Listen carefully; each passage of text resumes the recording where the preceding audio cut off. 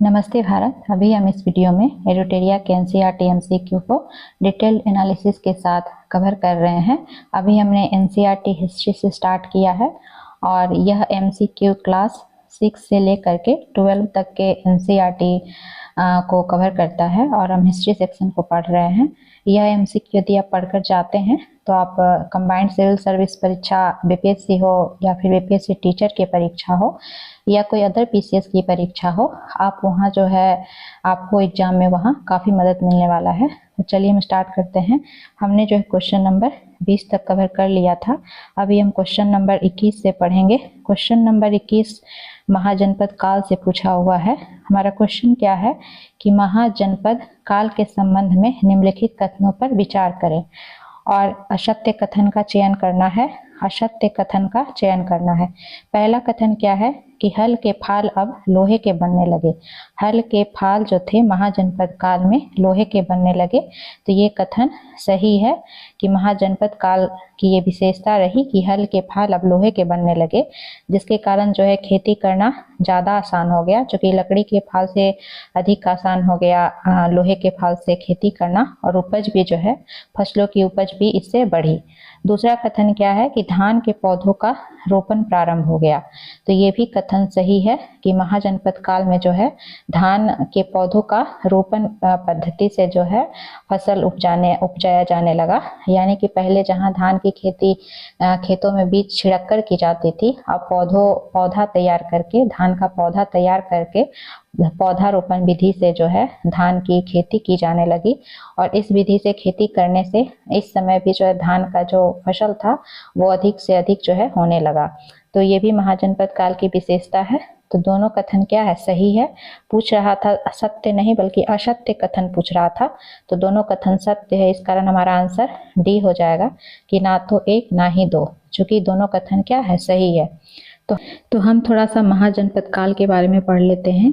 तो महाजनपद काल के बारे में आप एक पॉइंट याद रखेंगे कि 6th सेंचुरी जो 6ठी शताब्दी ईसा पूर्व है, तो 6ठी शताब्दी ईसा पूर्व से पहले का जो भारतवर्ष था, उस समय भारतवर्ष जो है 16 महाजनपदों में बटा हुआ था। कितना महाजनपद? 16 महाजनपदों में बटा हुआ था। और इसकी जानकारी हमें कहाँ से मिलती है? तो इसकी जानकारी हमें एक बौद्ध ग्रंथ है अंगुत्तर निकाय, इसका भी आप नाम याद रखेंगे। बौद्ध ग्रंथ है अंगुत्तर निकाय, वहां से हमें यह जानकारी मिलती है कि जो है भारतवर्ष जो है 16 महाजनपद में बटा हुआ था। ये बीपीएससी जो है क्वेश्चन पूछ भी चुकी है, तो आप इसको ध्यान रखेंगे। और इस 16 महाजनपद में से भी ये जो 16 महाजनपद की जानकारी हमें मिलती है, इसमें से 3 महाजनपद जो है बिहार में स्थित थे। 3 महाजनपद कहाँ स्थित है? बिहार में। तो यहाँ भी बीपीएससी का ध्यान रहता है कि बिहार स्पेशल जो हिस्ट्री होता है वहाँ से यहाँ से क्वेश्चन जो है उठाता है बीपीएससी। तो 3 महाजनपद कौन कौन से बिहार में थे? तो एक अंग महाजनपद। इस अंग महाजनपद की आप राजधानी भी याद रखेंगे, चंपा। और ये अंग महाजनपद का जो वर्तमान क्षेत्र है वो कौन कौन है? तो वर्तमान क्षेत्र है भागलपुर, और जो मुंगेर वाला क्षेत्र है ये अंग महाजनपद का क्षेत्र है। दूसरा महाजनपद कौन सा था? मगध। और इस मगध महाजनपद की राजधानी राजगृह, या फिर उसको जो है राजगृह को उस समय गृह ब्रज भी कहते थे। और ये मगध महाजनपद का जो वर्तमान हम क्षेत्र देखें तो पटना और गया के क्षेत्र को आप मगध महाजनपद के तहत रख सकते हैं। तीसरा महाजनपद जो कि बिहार में था वो था बज्जी। और इस बज्जी महाजनपद की राजधानी क्या थी? वैशाली, या फिर उसको विदेह या मिथिला आप कहें तो वैशाली, विदेह या मिथिला, ये बज्जी महाजनपद की राजधानी थी। और वर्तमान में इसका अगर क्षेत्र देखा जाए बज्जी महाजनपद का, तो वैशाली वाला क्षेत्र, मुजफ्फरपुर वाला क्षेत्र और दरभंगा वाला क्षेत्र। तो इतना जो है आप महाजनपद के बारे में कुछ बेसिक पॉइंट्स को याद रखेंगे। अब हम अगले क्वेश्चन पर आते हैं। अगला क्वेश्चन क्या है कि पाणिनि के संबंध में निम्नलिखित कथनों पर विचार करें, और इसमें भी जो है सही विकल्प का चयन करना है। तो पहला विकल्प क्या है कि पाणिनि के द्वारा जो है यानी पाणिनि के द्वारा संस्कृत के लिए व्याकरण तैयार किया गया है। तो हाँ, ये कथन सही है। क्यों? क्योंकि पाणिनि के द्वारा जो है, आपने पढ़ा होगा, अष्टाध्यायी लिखा गया है। अष्टाध्यायी जो कि संस्कृत व्याकरण की एक पुस्तक है और इसमें जो है संस्कृत व्याकरण का जो है सूत्र, बहुत सारा सूत्र जो है बताया गया है पाणिनि के द्वारा। तो ये कथन सही है कि उन्होंने संस्कृत के लिए व्याकरण तैयार किया है। दूसरा कथन क्या है कि उन्होंने एक विशेष क्रम में, यानी कि पाणिनि के द्वारा जो एक विशेष क्रम में स्वर की रचना की गई, परंतु व्यंजन को बाद के काल में अन्य विद्वानों द्वारा जोड़ा गया। तो ये कथन गलत है। ये कथन क्या है? गलत है। क्यों? क्योंकि पाणिनि के द्वारा स्वर की रचना तो की ही गई, साथ ही साथ जो है व्यंजन की भी रचना की गई, यानी स्वर और व्यंजन दोनों की रचना जो है विशेष क्रम में की गई और ये अष्टाध्यायी में ही देखने को मिलता है। तो इसलिए जो है कथन 2 गलत है। पूछ रहा था सही विकल्प, तो इसलिए हमारा आंसर ए हो जाएगा। केवल एक कथन सही है, दूसरा कथन गलत है। अगला क्वेश्चन है कि बज्जी संघ का वर्णन किस पुस्तक में है? तो अभी हमने पढ़ा कि बज्जी संघ 16 महाजनपद में से एक महाजनपद था जो कि बिहार में स्थित है और इस बज्जी महाजनपद की राजधानी क्या थी? वैशाली। और इस बज्जी संघ का वर्णन जो है किस पुस्तक में मिलता है? तो दीर्घ निकाय में मिलता है, जो कि एक बौद्ध ग्रंथ है दीर्घ निकाय।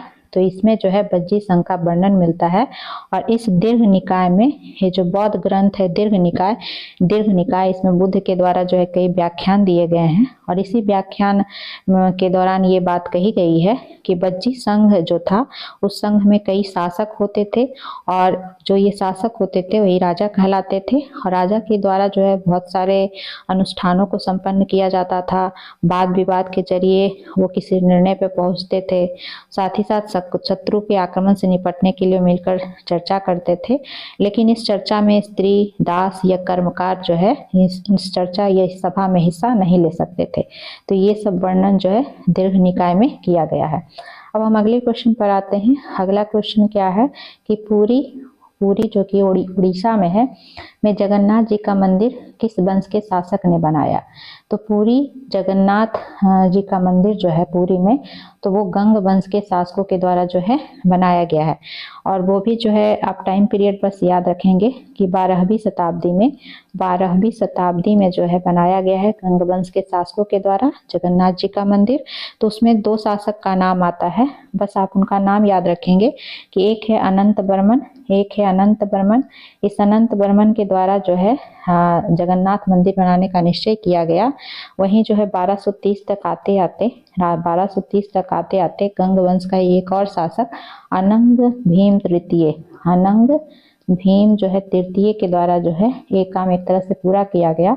तो 2 राजा का नाम आता है जो कि गंग वंश से ही संबंधित है, एक अनंत वर्मन और दूसरा अनंग भीम तृतीय। तो अगर यहाँ पे क्वेश्चन पूछा है कि किस वंश के शासक ने बनाया, तो गंग वंश के शासकों के द्वारा जो है इस मंदिर को बनाया गया। इस अगला क्वेश्चन हम देखते हैं कि अकबर ने बंगाल को किस वर्ष जीता? तो अकबर ने बंगाल को जो है 1586 ईस्वी में जीता है। बंगाल को कब जीता है? 1586 ईस्वी में।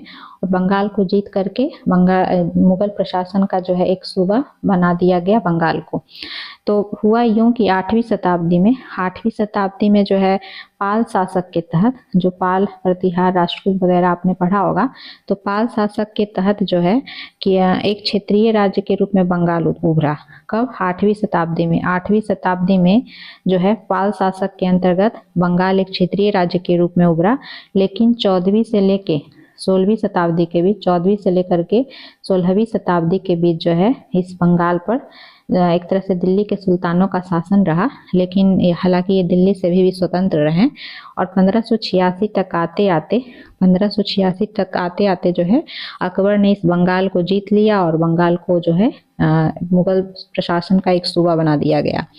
तो ये इतना कुछ जो है बेसिक पॉइंट था। अब हम अगले क्वेश्चन पर आते हैं। नेक्स्ट क्या है कि दक्षिण भारतीय भक्ति संतों के बारे में सत्य कथन का चयन करना है। पहला कथन क्या है कि नयनार शैव संत थे, हाँ ये कथन सही है। दूसरा है कि अलवार वैष्णव संत थे, ये भी कथन सही है। तीसरा है कि ये संत केवल अस्पृश्य समझे जाने वाले पुलैया तथा पनार जातियों के लोग थे, तो ये कथन गलत है। वैसे भी जहाँ पर केवल जैसा कुछ एक्सट्रीम वर्ड आ जाए तो वो कथन गलत होने की संभावना बढ़ जाती है, तो आप ध्यान से पढ़ेंगे। तो ये कथन क्या है, गलत है। पूछ रहा था सत्य कथन, हमारा आंसर ए हो जाएगा। केवल 1 और 2 कथन जो है सत्य है। तो हुआ यूं कि 7वीं से लेकर के 9वीं शताब्दी का जो समय होता है, तो उस समय जो है कुछ नए धार्मिक आंदोलन का जो है उदय होता है। उसी धार्मिक आंदोलन के रूप में जो है ये नैनार दो एक तरह से पंथ उभरते हैं। एक नैनार शैव संत और दूसरा जो है अलवार, नैनार और अलवार संत। ये नैनार जो थे वो शिव भक्त थे, नैनार शिव भक्त थे, और अलवार जो थे वो विष्णु भक्त थे। शिव भक्ति और विष्णु भक्ति के माध्यम से जो है इन्होंने मुक्ति का मार्ग बताया। और दोनों की एक समानता थी कि दोनों जो है बौद्ध और जैन धर्म के ये कटु आलोचक थे। तो आप ये भी पॉइंट याद रखेंगे कि बौद्ध और जैन धर्म के ये कटु आलोचक थे, जो नैनार और अलवार संत थे। और साथ ही साथ जो है इनकी एक और आप समानता को याद रखेंगे कि ये घुमक्कड़ साधु संत थे। चाहे नैनार हो या अलवार हो, ये दोनों घुमक्कड़ साधु संत थे। और किसी भी स्थानीय गांव में जाते थे तो वहाँ के स्थानीय देवी देवता की प्रशंसा में इस सुंदर कविता एक तरह से गा करके उनकी प्रशंसा में सुंदर कविता की रचना किया करते थे। तो इतना कुछ बेसिक्स है नैनार और अलवार के बारे में। नेक्स्ट क्वेश्चन क्या है 27 नंबर कि निम्नलिखित कथनों पर विचार करें और सही विकल्प का यहाँ भी चयन करना है। पहला विकल्प क्या है कि पुहार पांड्यों का बंदरगाह था, तो ये गलत कथन है। पुहार जो है पांड्यों का बंदरगाह नहीं था, पुहार जो है चोलों का बंदरगाह था। वहीं दूसरा कथन क्या है, दूसरा कथन है कि मदुरै चोलों का बंदरगाह था, तो ये भी कथन गलत है। मदुरै चोलों का बंदरगाह नहीं था, बल्कि जो मदुरै थे वो पांड्यों की राजधानी थी। मदुरै पांड्यों की राजधानी थी, कैपिटल थी। तो ये भी गलत है। जो कि सही विकल्प पूछ रहा था, तो हमारा आंसर डी हो जाएगा, उपयुक्त में से कोई नहीं, क्योंकि कोई भी विकल्प क्या है, सही नहीं है। तो आप याद रखेंगे पुहार जो था वो चोलों का बंदरगाह था, पुहार चोलों का बंदरगाह था, और मदुरै जो है पांड्यों की राजधानी थी। नेक्स्ट क्वेश्चन क्या है कि दार्शनिक शंकर के बारे में निम्नलिखित कथनों पर विचार करें। यहाँ भी सत्य कथन का चयन करना है।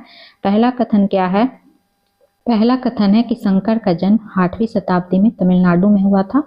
तो शंकर का जन्म 8वीं शताब्दी में तो हुआ है, लेकिन तमिलनाडु में नहीं, बल्कि कहाँ हुआ है, केरल में हुआ है, इसलिए ये कथन गलत है। दूसरा है कि शंकर जो थे वे अद्वैतवाद के समर्थक थे। तो हाँ, शंकर के द्वारा जो है अद्वैतवाद की संकल्पना दी गई थी, तो ये कथन सही है। तीसरा है कि उन्होंने यानी शंकर ने जगत को मिथ्या या माया कहा।